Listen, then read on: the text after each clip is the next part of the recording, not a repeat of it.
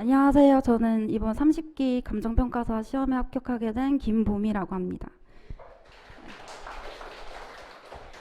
저는 작년 1월부터 올해 6월까지 1년 6개월 공부를 했고요. 작년 1차를 한 2개월 정도 공부를 했는데 나름대로 열심히 했지만 역시 부족해서 떨어져서 이번에 동차로 준비를 해서 정말 운 좋게 이번에 합격을 하게 됐습니다. 그래서 저는 오늘 제 경험에 기반해서 여러분들한테 동차 공부 스케줄이랑 1차 합격 후에 남은 4개월 동안 2차 공부를 어떻게 했는지 말씀을 드리려고 해요.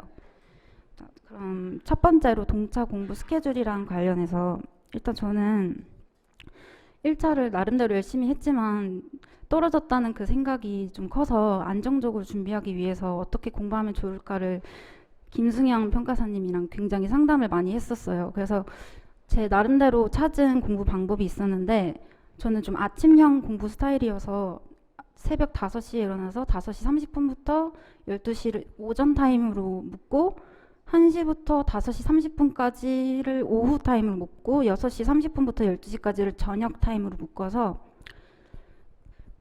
오전 타임, 오후 타임, 밤 타임 이렇게 순차적으로 공부를 했는데 한 11월까지는 오전, 오후 타임은 2차 공부를 하고 밤 타임을 1차 공부를 했어요. 그리고 1, 2월에는 거의 1차 공부에 매진을 하고요.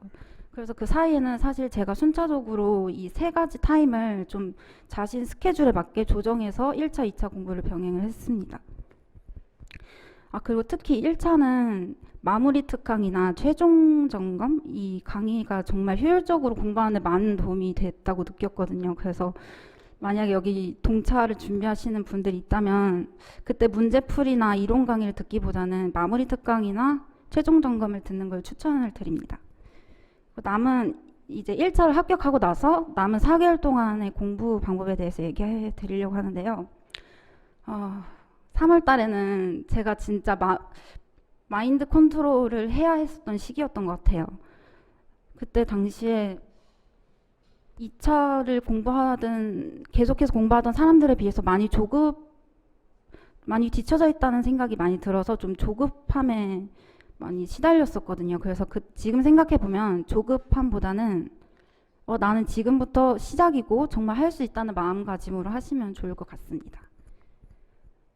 그러면 이제 시리법에 대해서 간단하게 제가 정말 좋았다라고 느낀 점을 얘기해 드리려고 하는데요.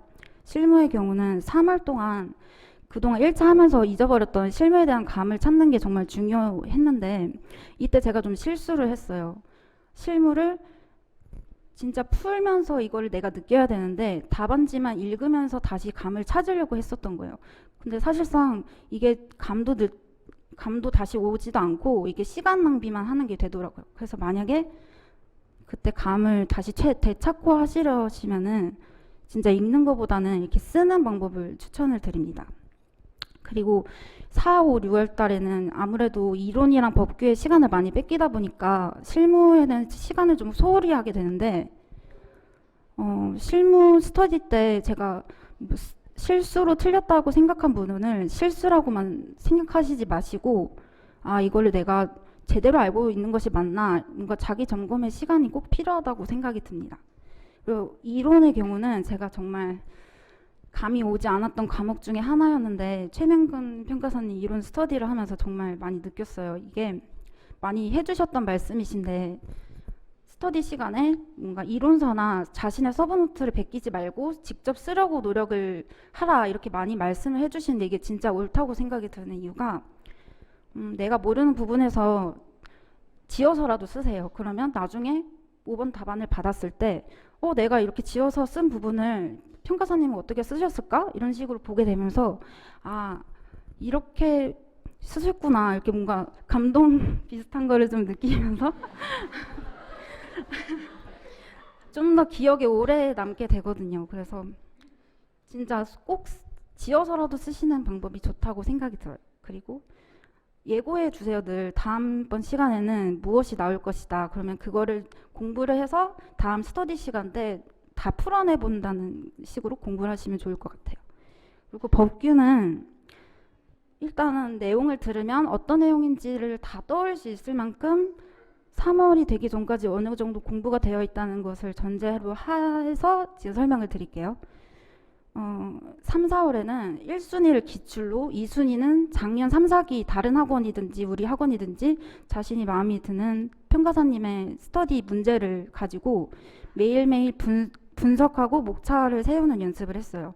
근데 이거를 그냥 분석하고 목차 세우는 것에서 끝나지 않고 이걸 기반으로 서브노트를 만들었어요. 이게 저는 진짜 큰 도움이 됐다고 생각이 드는데 정말 그때 시간이 부족하다는 생각을 많이들 하세요. 근데 절대로 부족하지 않고 3, 4월 동안 매일매일 그렇게 하고 정리를 하다 보면 4월에는 모든 쟁점이 들어가 있는 서브노트가 만들어져 있어요. 그러면 그거 가지고 5, 6월 달 동안 이제 앞으로 있을 사기 스터디랑 복사집에서 자신이 원하는 스터디를 다시 복사를 할 거 아니에요. 그거를 가지고 연습하면서 자신의 서브노트를 가지고 계속해서 반복 학습을 하게 되는 거예요. 그러면 나중에 답안지를 쓸 때도 내 머릿속에 내가 스스로 정리한 서브 답안이 있기 때문에 내 머릿속에서 회로가 만들어져 있어서 더 빠르게 그 답안을 작성을 할 수가 있거든요. 그래서 저는 진짜 서브를 만드는 것을 추천드립니다. 그 기출이랑 작년 3, 4기 문제를 연습한 것을 기반으로 키워드를 작성한다는 식으로 하시면 될 것 같아요. 아마 저도 합격하신 분들 서브를 기준으로 형식을 참고해서 만들었기 때문에 대부분 목차를 기준으로 키워드를 중심으로 쓰시거든요. 아마 그렇게 하시는 게 좋을 것 같다는 생각이 듭니다. 그리고 마지막으로 번외로 제가 시험을 치면서 느낀 건데 예를 들어서 법규 같은 과목은 좀 낮은 배점이 뒷번호에 있잖아요. 그러면 그게 좀 쉬우니까 첫 번째 문제가 어려우면은 그걸 좀 패스하고 배점이 적더라도 그걸 좀 충실하게 써서 점수를 얻어내자 이런 식으로 연습을 하기도 했고 수업도 듣기도 했는데 제가 실제 시험에서 하고 느낀 거는 저는 사실 이번 법규 시험이 1, 2번이 어려웠지만 1, 2번을 먼저 풀었거든요. 그래서 모르는 부분이라고 생각이 되지만 그래도 최대한으로 하나라도 더 쓰려고 노력을 했어요.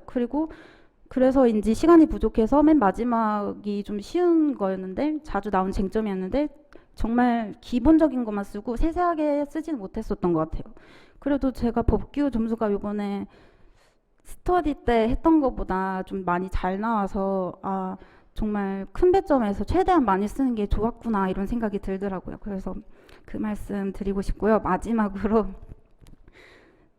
한 6월 마지막 주 한 4주차 이쯤 되면 주사위는 이미 던져졌다. 모든 것은 이제 지금 해도 그렇게 실력이 늘지 않는다 이런 말을 많이 들었는데 저는 마지막까지 되게 포기하지 않았던 것 같아요. 시험지를 받기 전 그 순간까지 절대로 긴장감을 놓치시지 마시고 충실하게 스터디도 마지막 날까지 오시고 열심히 공부를 하면은 좋은 결과가 있을 거라고 생각합니다.